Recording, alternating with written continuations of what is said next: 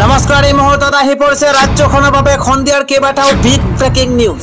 আজি 21 জুলাই অসমৰ লগতে ভাৰতৰ বিভিন্ন প্ৰান্তৰ পৰা এনে ধৰণৰ খবৰসমূহ নিতৌ চাবৰ কাৰণে চেনেলটো সাবস্ক্ৰাইব কৰি ভিডিঅ'টোত এটা লাইক কৰি দিব। এই মুহূৰ্তত জনাই আছো এটা ব্ৰেকিং নিউজ। ভয়ংকৰ এক বিমান দুৰ্ঘটনা আজি সংঘটিত হৈছে। মহাবিদ্যালয়ৰ অট্টালিকাত খুন্দা মাৰিছে এখন বিমানে। আহমেদাবাদৰ বিমান ট্ৰেজেডিৰ পাছতে আকৌ ভয়ংকৰ বিমান দুৰ্ঘটনা সংঘটিত হৈছে। মহাবিদ্যালয়ৰ অট্টালিকাত প্ৰচণ্ড জোৰে খুন্দা মাৰি বিস্ফোৰিত হৈছে এখন বিশেষ বিমান। এটা গুৰুত্বপূৰ্ণ খবৰ, এজনৰ মৃত্যু নিশ্চিত হোৱাৰ বিপৰীতে 13 গৰাকী ইতিমধ্যে সংকটজনক অৱস্থাত হস্পিটেললৈ প্ৰেৰণ কৰা হৈছে। আজি দুপৰীয়া 1:06 বজাত বাংলাদেশৰ উত্তৰা মাইলস্টোন কলেজ এলেকাত এই ঘটনা সংঘটিত হৈছে বুলি জানিব পৰা গৈছে। সংকটজনক অৱস্থাত থকা অধিকাংশই মহাবিদ্যালয়খনৰ ছাত্ৰ ছাত্ৰী। বৃহৎ উদ্ধাৰ অভিযানত নামিছে ইতিমধ্যে প্ৰশাসন। আন এটা খবৰ হৈছে হিমন্ত বিশ্ব শৰ্মা 50 বছৰলৈকে মুখ্যমন্ত্ৰী হৈ থাকক, কিন্তু মুছলমানক অত্যাচাৰ কৰা বন্ধ কৰক। হিমন্ত বিশ্ব শৰ্মাই অম্বিকাগিৰি ৰায় চৌধুৰীক লৈ ৰায় চৌধুৰীতকৈ ডাঙৰ অসমীয়া নহয়। এই মুহূৰ্তত জনাই আছো ডাঙৰ খবৰ। হিমন্ত বিশ্ব শৰ্মা 50 বছৰলৈকে মুখ্যমন্ত্ৰী হৈ থাকক। এটা গুৰুত্বপূৰ্ণ খবৰ, কিন্তু বিদেশীৰ নামত উচ্ছেদৰ নামত মুছলমানক কৰা অত্যাচাৰ বন্ধ কৰক।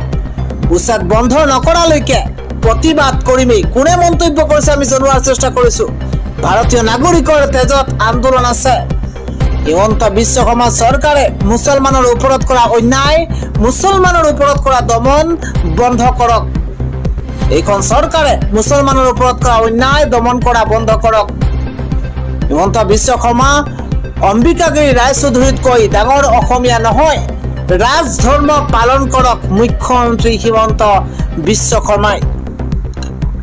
মুছলমানৰ সৈতে ভূমিহীন মানুহৰ সৈতে যুদ্ধ কৰিছে হিমন্ত বিশ্ব শৰ্মা চৰকাৰখনে। যিসকলৰ ঘৰত বুলডোজাৰ চলোৱা হ'ল তেওঁলোক বৃহত্তৰ অসমীয়া জাতিৰ এটা অংশ। প্ৰকৃত ভাৰতীয় নাগৰিককহে উচ্ছেদ চলাইছে হিমন্ত বিশ্ব শৰ্মা চৰকাৰে। হিমন্ত বিশ্ব শৰ্মা এজন মুখ্যমন্ত্ৰী, সকলোকে সমানে চাব লাগিব। হিমন্ত বিশ্ব শৰ্মা এজন মুখ্যমন্ত্ৰী, সকলোকে সমান চকুৰে চাব লাগিব। শৰাইঘাটৰ যুদ্ধৰ পিছত এতিয়া জাতিৰ যুদ্ধত নামিছে চৰকাৰ। 26ত নিৰ্বাচনী বৈতৰণি পাৰ কৰিবলৈহে এই ষড়যন্ত্ৰ ৰচনা কৰিছে চৰকাৰে। দিল্লীৰ যন্ত্ৰৰ মন্ত্ৰৰ পৰা হুংকাৰ এইদৰে প্ৰদান কৰিছে ABMCৰ সভাপতি টাইছন হুছেইনে।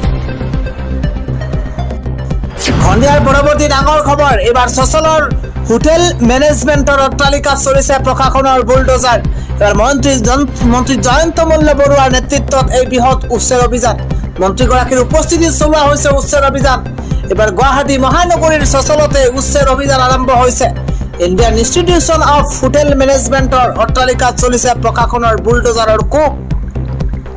মন্ত্ৰী জয়ন্ত মল্ল বৰুৱাৰ উপস্থিতিত ভাঙি দিয়া হৈছে হোটেল মেনেজমেণ্টৰ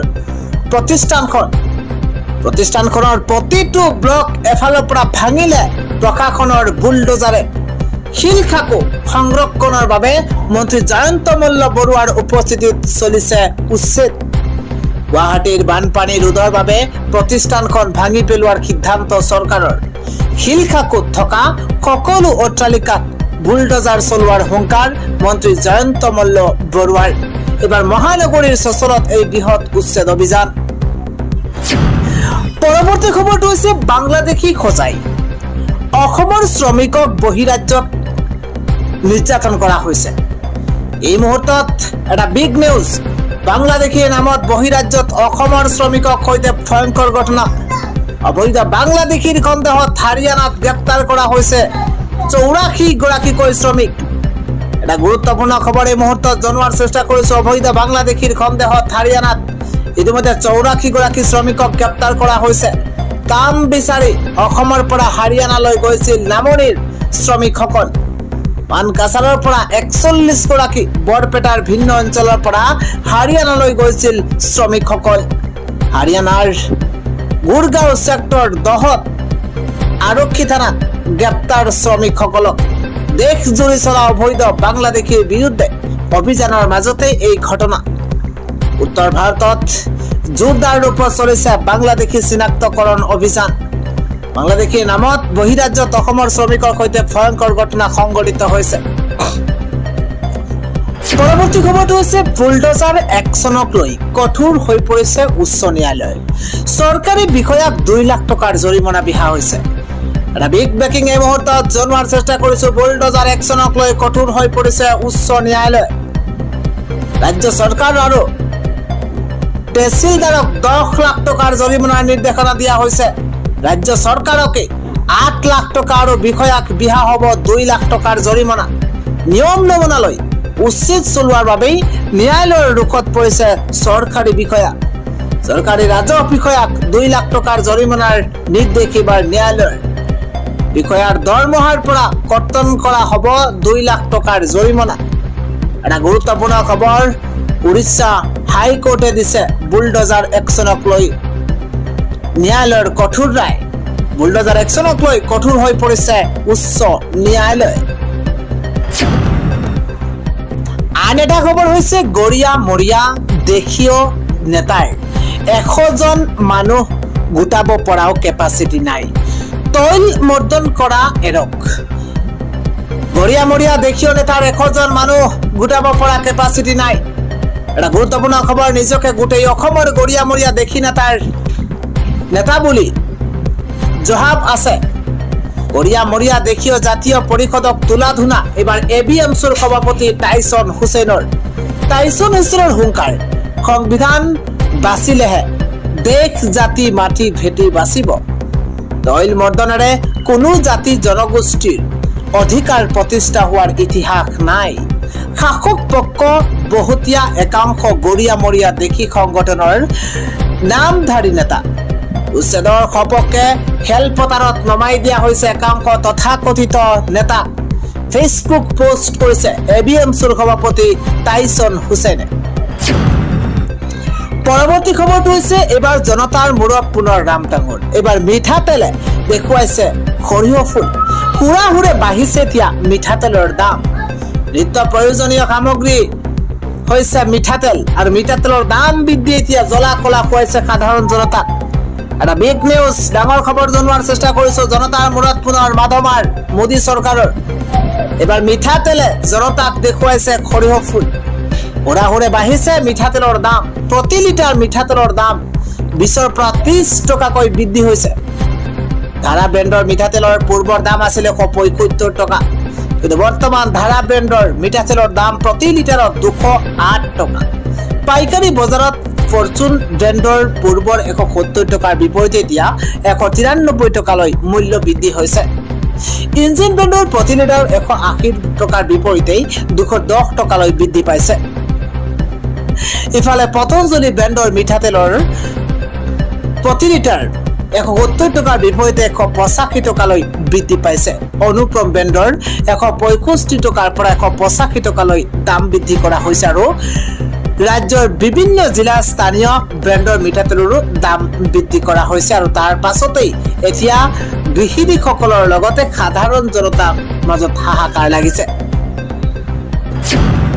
আজিৰ সন্ধিয়াৰ আন এটা খবৰ বহু মন্ত্ৰী বিধায়ক পুনৰ আহিব নোৱাৰিব ৰাজধানী দিছপুৰলৈ 22 গৰাকী মন্ত্ৰী বিধায়কৰ ৰিপৰ্ট কাৰ্ড বিৰাট বিয়া টিকট কৰ্তনৰ গ্ৰীণ সিগনেল দিছে ৰাজ্যৰ মুখ্যমন্ত্ৰী হিমন্ত বিশ্ব শৰ্মাই মুখ চাই নহয় এবাৰ কাম চাইহে টিকট দিয়া হ'ব মুখ্যমন্ত্ৰী গৰাকীৰ মন্তব্য 26ত সকলো মন্ত্ৰী বিধায়কৰ টিকট নাপাব 26ৰ নিৰ্বাচনত বহু মন্ত্ৰী বিধায়কৰ টিকট লাভৰ সপোন চূৰ্ণ বিচূৰ্ণ হৈ পৰিব বৰ্তমানে বহু মন্ত্ৰী বিধায়ক পুনৰ আহিব নোৱাৰিব ৰাজধানী দিছপুৰলৈ ৰাজনৈতিক কেৰিয়াৰ অন্ধকাৰ হৈ পৰিব বৰ্তমানৰ বহু মন্ত্ৰী বিধায়কৰ ভাগ্য উদয় হ'ব একাংশ নতুন নেতাৰ ভাইৰেল টিকট কৰ্তন হ'ব লগা বিজেপি মন্ত্ৰী এমএলএৰ লিষ্ট প্ৰকাশ পাইছে মুখ্যমন্ত্ৰী হিমন্ত বিশ্ব শৰ্মা আৰু সভাপতি দিলীপ শইকীয়াই দিছে সিগনেল আন এটা খবৰ হৈছে ইজৰাইলৰ প্ৰধানমন্ত্ৰী বেঞ্জামিন নেতান্যাহু এতিয়া গুৰুতৰ অসুস্থ খাদ্যৰ বিষক্ৰিয়াত ভুগিছে বেঞ্জামিন নেতান্যাহু 3 দিন ঘৰৰ পৰা কাম কৰিব প্ৰধানমন্ত্ৰী বেঞ্জামিন নেতান্যাহুৱে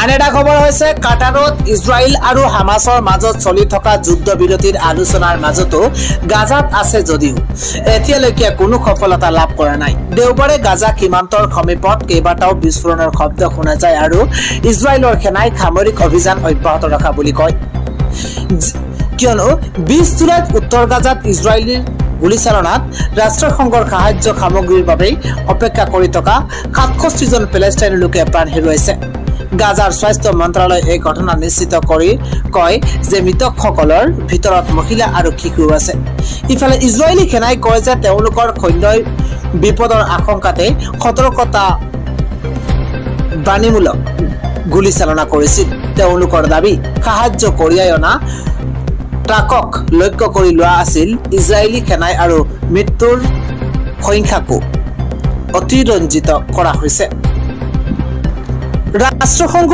আৰু গাজাৰ স্বাস্থ্য মন্ত্ৰালয়ে সকিয়াই দিছে যে গাজা অনাহাৰৰ সীমাত উপনীত হৈছে এই পৰ্যন্ত পুষ্টিহীনতাৰ বাবে 71টা শিশুৰ মৃত্যু হৈছে আৰু 60,000 শিশু পুষ্টিহীনতাৰ লক্ষণত ভুগি আছে বিগত 24 ঘণ্টাত 18 জন লোকৰ ভোকত মৃত্যু হৈছে দেওবাৰে গাজাৰ ডেইৰ আল বালাহত সেনাই প্ৰচাৰ পত্ৰিকা নিক্ষেপ কৰি মানুহৰ সেই অঞ্চল খালী কৰিবলৈ সকিয়াই দিয়ে